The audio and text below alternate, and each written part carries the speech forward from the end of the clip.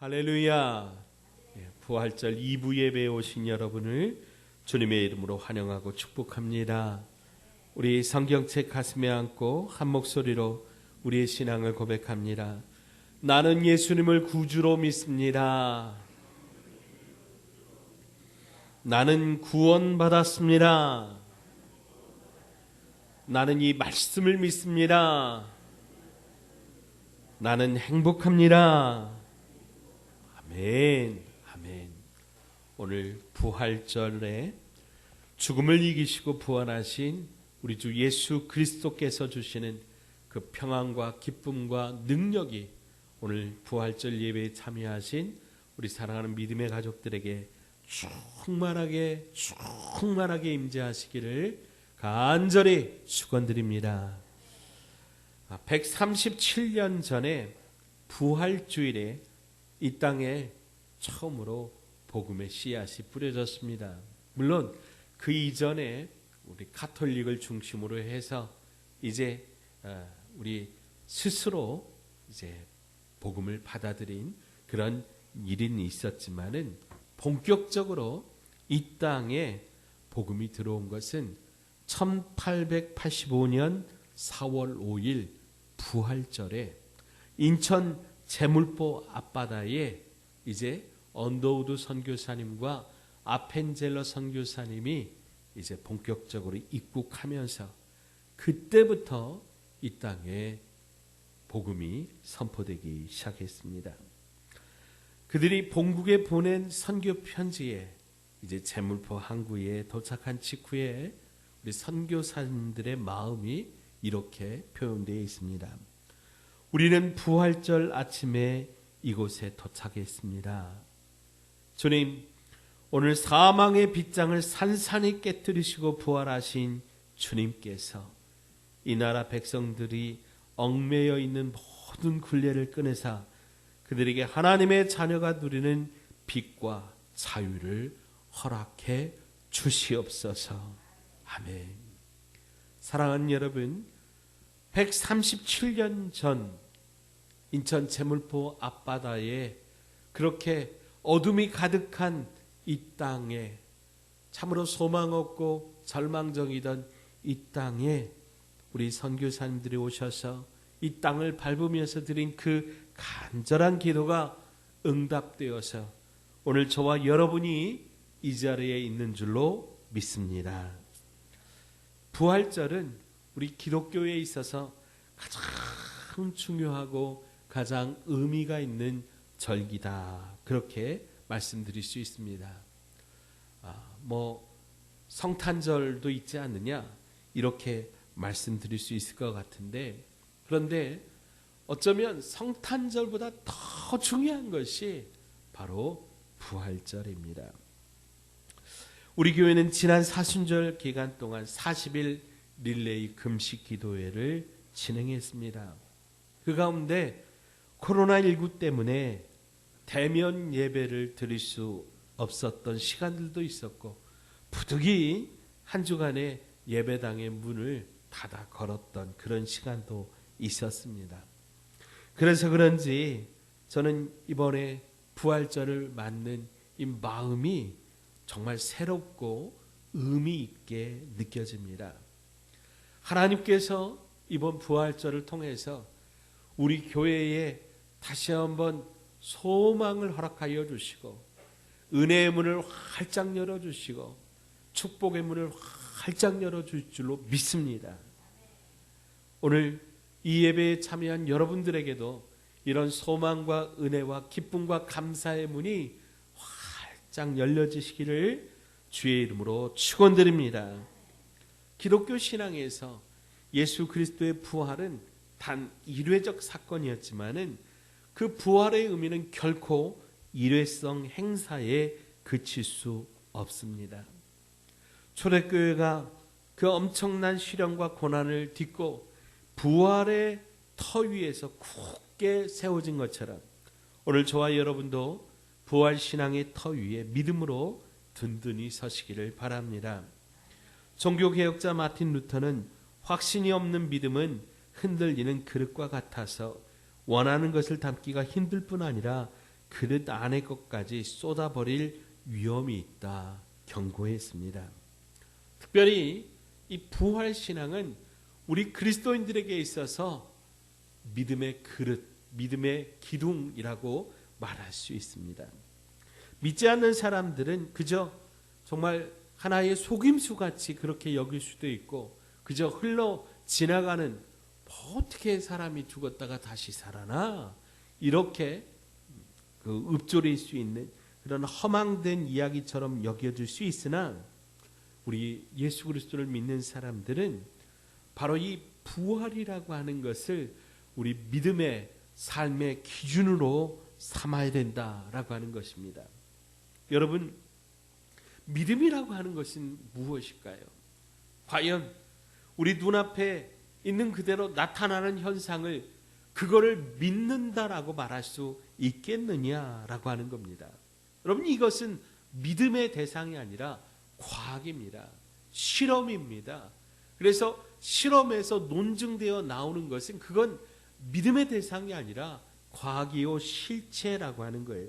그러면 무엇이 믿음입니까? 우리가 잘 알고 있는 이 믿음이라고 하는 걸 말할 때 제일 중요한 그 믿음이 저는 두 가지가 있다고 생각을 하는데요. 첫째는 하나님께서 천지를 창조하신 것을 믿는 믿음입니다. 여러분, 이 땅, 이 지구상 온 우주 만물을 누가 만드셨느냐? 하나님이 만드셨다. 그럼 그걸 어떻게 할 수 있느냐? 믿음으로 할 수 있는 것입니다. 태초에 하나님이 천지를 창조하시느니라. 바로 이 말씀이 오늘 우리의 믿음의 시작이라면 또 다른 믿음은 바로 여기 예수 그리스도의 구주의 부활을 믿는 이 믿음, 여기에 담겨 있습니다. 예수님께서 하늘 보좌를 버리시고 이 땅에 내려오셔서 십자가를 지시고 정말 한 방울의 피도 남김없이 한 방울의 물도 남김없이 다 쏟으시고 죽으셔서 사흘 만에 부활하셨다고 성경은 분명히 우리 가운데 말씀하셨습니다. 바로 그 말씀을 믿는 것, 바로 그것이 믿음입니다. 비록 우리의 눈에 보이지는 않고 우리의 눈에 그 실체적인 진리가 진실이 만져지지 않을지라도 성경 말씀을 통해서 우리에게 가르쳐 주시고 오늘 우리에게 깨닫게 하여 주신 이 말씀을 믿고 그 믿음대로 사는 것, 이것이 진정한 믿음이라고 하는 것입니다. 이솝 우화에 요술쟁이와 생쥐라고 하는 이야기가 있습니다. 생쥐 한 마리가 요술쟁이 집에 살았다는 거지요. 그런데 그 집에 고양이가 있었기 때문에 이 생쥐가 어느 날 요술쟁이에게 나를 좀 고양이로 만들어 주십시오. 그러면 내가 무섭지 않고 그냥 좀 대담하게 담대하게 그렇게 살아갈 수 있을 것 같습니다. 그랬더니 요술쟁이가 그래 그럼 고양이가 되어라. 그래서 고양이로 만들어 줬어요. 그런데 이 쥐가 고양이가 되었는데 이 고양이가 이번에는 이제 으르렁거리면서 자기를 쫓아다니는 개를 무서워하는 겁니다. 그래서 다시 요술쟁이 앞에 와서 나를 좀 개로 만들어 주십시오. 그래서 그러면 개가 되어라. 그래서 개로 만들어 줬어요. 그랬더니 이제 그 그림에 있는 그 호랑이를 보고 호랑이가 무섭다고 하는 거예요. 이에 실망한 요술장이가 이렇게 말합니다. 겉모양만 껍데기만 바꾸어졌지 마음은 계속 생쥐의 마음이니 너는 가망이 없다. 도로 다시 생쥐가 되어라. 여러분, 믿음은요 속사람의 변화를 가져옵니다. 어떻게 변하든지 그 껍데기가 외형적인 조건이 어떻게 되든지 그것은 결국 문제의 해결을 가져다 줄 수가 없습니다. 해결은 그 껍데기의 변화가 아니라 마음이 바뀌는 것입니다.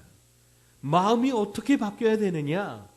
바로 부활 신앙으로, 부활의 믿음으로, 오늘 우리가 예수 그리스도를 믿는 믿음으로 나는 죽고 오직 예수와 함께 더불어 부활한다라고 하는 것, 여러분 이것을 믿는 믿음이 오늘 저와 여러분에게 있어야 한다라고 하는 겁니다.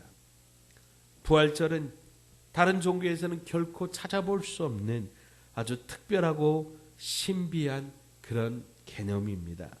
사실 죽음은 모든 사람들의 가장 큰 관심사였습니다. 죽음에 대한 공포, 불안, 고통으로부터 자유로운 사람은 아무도 없습니다. 그러기에 저들은 저마다 이 죽음에 대해서 이야기하고 어떻게 하면 죽음에서 벗어날 수 있을까? 그것들에 대해서 철학적으로 또 종교적으로 여러 가지 많은 이야기들을 했지만 기독교를 제외하고는 그 어떤 종교에서도 이 부활이라고 하는 개념을 찾아볼 수도 없고 말하지도 않았다라고 하는 것입니다. 오늘 본문은 예수님의 무덤이 비어 있었다고 증언하고 있습니다. 예수님의 부활의 첫 번째 목격자요 전달자는 여성이었습니다. 요한복음은 이 여인이 바로 막달라 마리아였다고 구체적으로 그 이름까지 기록하고 있습니다.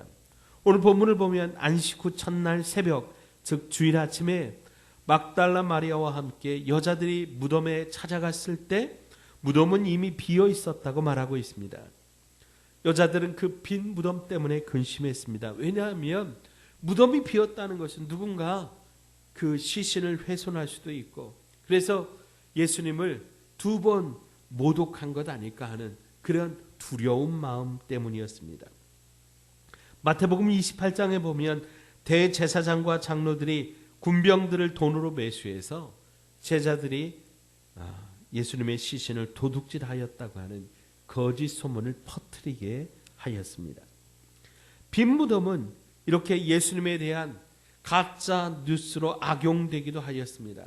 그러나 여러분, 이 빈 무덤은 주님의 부활을 상징하는 명백한 증거라고 하는 것 믿으시기 바랍니다. 예수님의 무덤이 비어 있었다. 이 빈 무덤은 예수님이 반대로 살아계신다고 하는 증거입니다. 빈 무덤은 죽음을 이긴 승리의 표식입니다. 빈 무덤은 예수 부활의 산 증거입니다. 빈 무덤은 믿음을 통해 이제 새로운 차원의 그 생명의 문으로 우리를 초대하는 그러한 초대의 상징입니다. 이제 이 빈 무덤은 부활신앙을 고백하는 사람들에게 영원한 희망과 소망이 되고, 그 빈 무덤을 통해서 오늘 나도 우리도 부활할 수 있다고 하는 그 부활의 신앙이 오늘 저와 여러분 가운데 주어지기를 주의 이름으로 축원드립니다. 유대인들의 성서 주석책인 미드레시라고 하는 그 책에 있는 이야기입니다. 사막에 사는 사람들은 이제 사막이고 또 어디 산이 없기 때문에 묘지를 동네에서 일정 어느 정도 떨어진 그런 사막에다가 그렇게 묘지를 쓴다 그래요. 그래서 사막을 여행하는 여행자들은 묘지가 보이면 얼마쯤 더 가면 이제 사람들이 사는 동네가 있다라고 하는 것을 상식적으로 그렇게 알 수 있었다고 하는 거죠. 어떤 아버지와 아들이 사막으로 여행을 떠납니다. 사막은 뜨겁고 여행길은 굉장히 멀었습니다. 마침내 가지고 있던 물도 다 떨어졌습니다. 아들은 목이 타고 피곤해 죽을 것 같다고 아버지에게 말합니다. 아버지는 이제 머지않아 동네가 나타날 것이라며 아들에게 조금만 더 참자고 그렇게 격려하면서 계속 길을 가고 있습니다. 얼마쯤 지나자 묘지가 나타납니다. 그때 아들이 울면서 말합니다. 아버지, 여기 있는 이 사람들도 사막을 여행하다가 다 죽어서 그래서 여기 이렇게 묻혀 있는 것 아닙니까? 아버지, 이제 우리도 죽으면 어떡합니까? 그렇게 엉엉 울 때에 아버지가 말합니다. 얘야, 묘지가 여기 있다고 하는 것은 사람들이 사는 동네가 머지않아 곧 나온다고 하는 의미란다. 이렇게 말하면서 아들을 안심시킵니다. 사랑하는 여러분, 이 무덤이 절망이 아니라 새로운 소망이요, 또 새로운 희망의 출발점이라고 하는 사실이 정말 우리에게 큰 교훈을 주지 않습니까? 예수님의 빈 무덤은 실패나 좌절이나 절망이 아니라 우리를 구원하시는 하나님의 사랑과 표징, 즉 표적과 증거가 되는 것 여러분 믿으시기 바랍니다. 자, 또한 두 번째로 빈 무덤은 우리가 죽어야만 산다라고 하는 것을 보여줍니다. 빈 무덤은 제대로 죽음으로써만 제대로 살 수 있음을 증거하고 있습니다. 우리 예수님은 무덤조차도 남의 것을 빌릴 수밖에 없었던 그런 초라하고 어찌 보면 참 비참한 그런 인생이었지만은, 그러나 우리 예수님의 삶은 그 빈 무덤을 통해서 결코 그 무덤에 갇혀 있는 것이 아니라 온 인류를 위하여 대속하는 그 구원의 능력을 보여주시고, 나아가 하나님의 보좌 오른편에 앉아 계시며 장차 이 땅에 다시 오실 영원한 구원의 상징으로서 오늘 빈 무덤이 저와 여러분 가운데 주어지는 것입니다. 속담에 개똥밭에 굴러도 이승이 좋다, 또는 저승 100년보다 이승 1년이 낫다, 그런 말이 있어요. 말하자면 죽음을 좋지 않은 것으로, 또 죽음은 이 세상의 모든 것들을 다 빼앗아가는 나쁜 것이라고 하는 어떤 그런 사상과 그런 생각이 가득한 그런 말들입니다.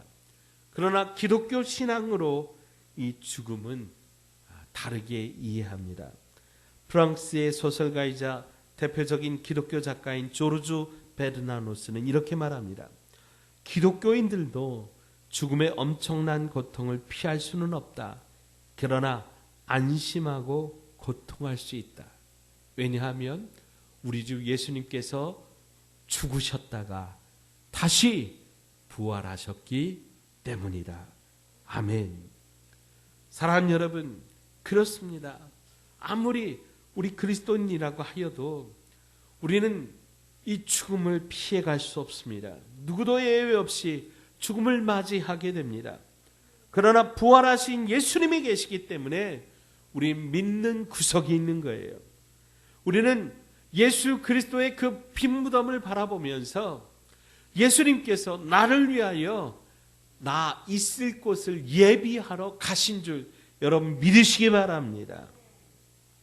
제 동기 목사님이 취미가 십자가를 모으는 그런 취미를 가지셨어요.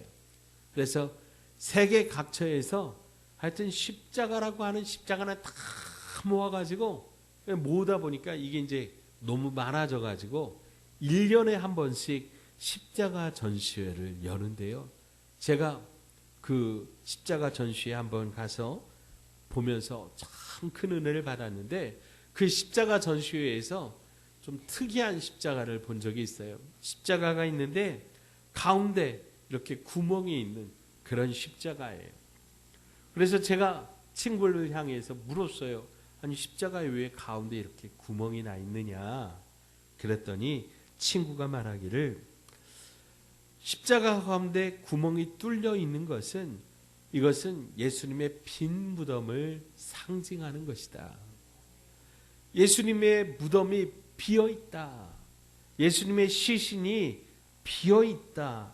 예수님의 시신이 있어야 될 그 자리에 없다라고 하는 것을 상징적으로 보여주는 것. 그래서 바로 이 십자가를 일컬어서 부활의 십자가다, 그렇게 말한다고 합니다. 여러분, 우리는 잘 알아야 됩니다. 우리 제 두 편에도 십자가가 있는데, 여러분 이 십자가에 예수님이 달려 계신 게 아니에요. 이 십자가는 비어있는 십자가입니다.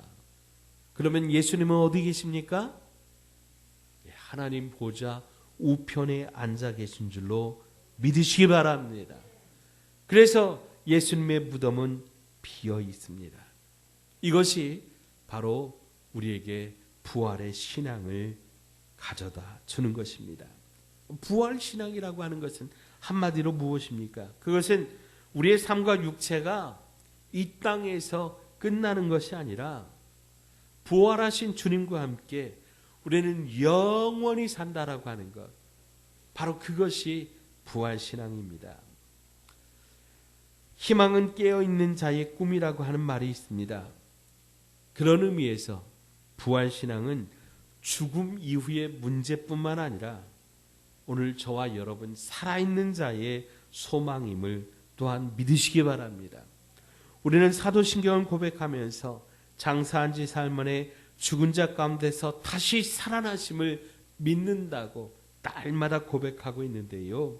쉼없이 고백하는 그 부활신앙이 우리가 죽어서 가는 천국만 우리에게 준다라고 하는 것이 아니라 오늘 저와 여러분의 삶 속에 예수님의 부활이 오늘 저와 여러분 가운데 이루어져야 한다라고 하는 것을 또한 말씀하고 있는 것입니다.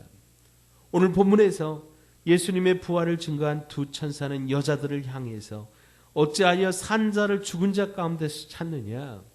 그분은 여기 계시지 않고 살아나셨으며 갈릴리에 계실 때 너희에게 어떻게 말씀하셨는지를 다시 한번 생각해 봐라.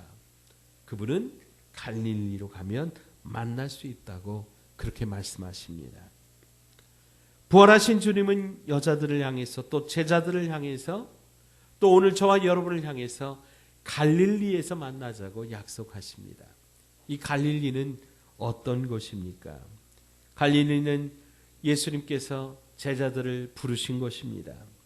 갈릴리에서 그들은 예수님의 기적을 보았습니다. 예수님의 따뜻한 사랑과 보살핌을 받았습니다. 그래서 갈릴리는 예수님과 첫사랑의 흔적이 있는 그런 동네입니다.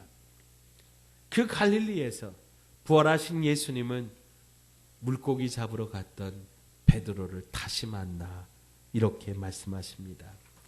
주님께서 신문 받으시는 그 밤에 멀찍이 떨어져서 주님을 3번이나 모른다고 부인했던 그 베드로에게 베드로를 바라보시면서 주님이 물으십니다. 베드로야, 네가 나를 사랑하느냐?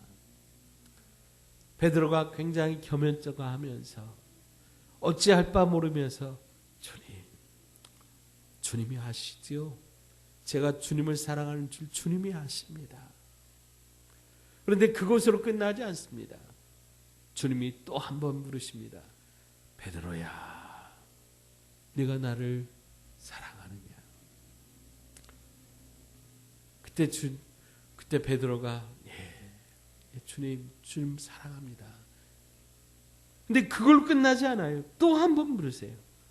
베드로야, 네가 날 사랑하느냐? 왜 주님께서 이렇게 연거푸 3번씩이나 베드로를 향해서 이렇게 질문을 하셨을까?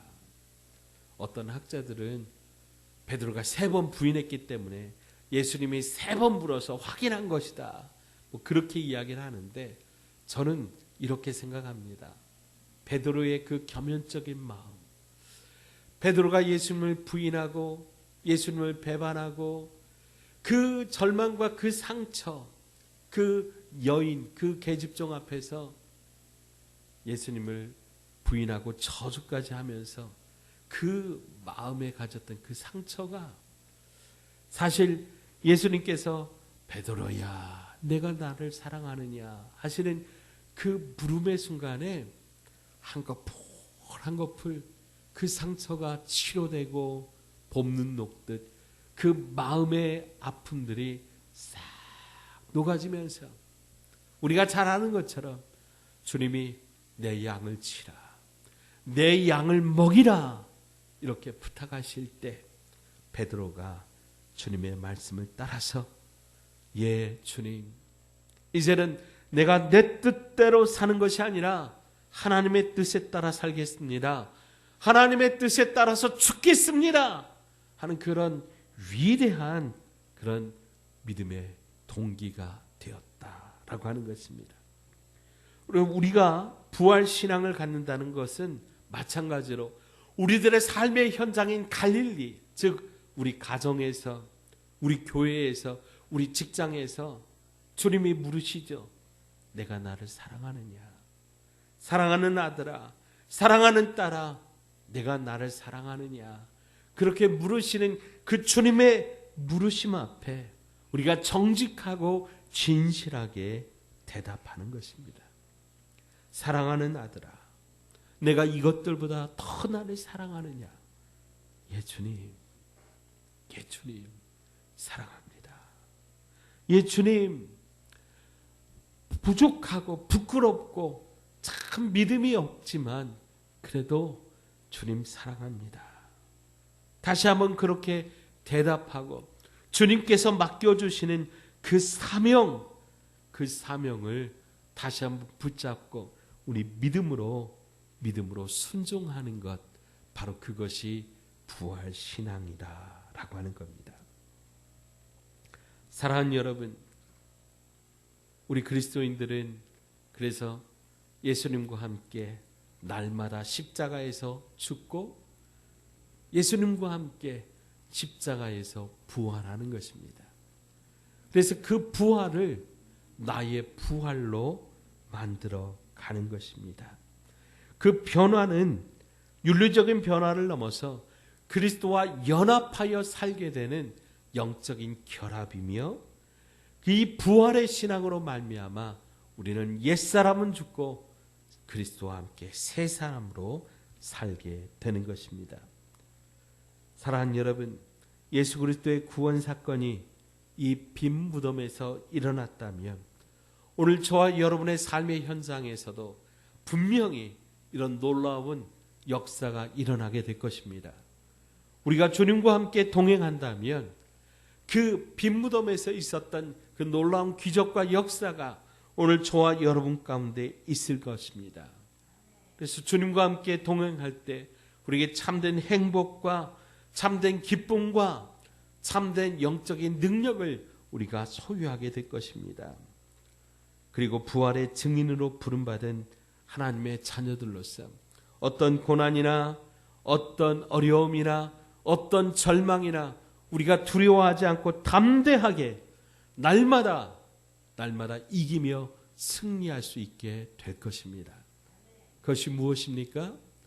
이미 앞서서 우리 길을 걸어가신 우리 주 예수 그리스도의 그 빈 무덤, 그 빈 무덤을 우리의 마음 가운데 품는 순간 예수님의 부활이 나의 부활이 될 것이고 예수님의 승리가 나의 승리가 될 것임을 믿기 때문에 우리는 참된 용기로, 참된 기쁨으로, 부활로, 승리로 나가게 될 줄로 믿습니다. 오늘 예수님의 부활이 이렇게 저와 여러분의 부활이 됨을 믿고 함께 승리하며 함께 주님 주신 사명을 잘 감당하는 우리 믿음의 가족들 다 되시기를 주님의 이름으로 축원드립니다.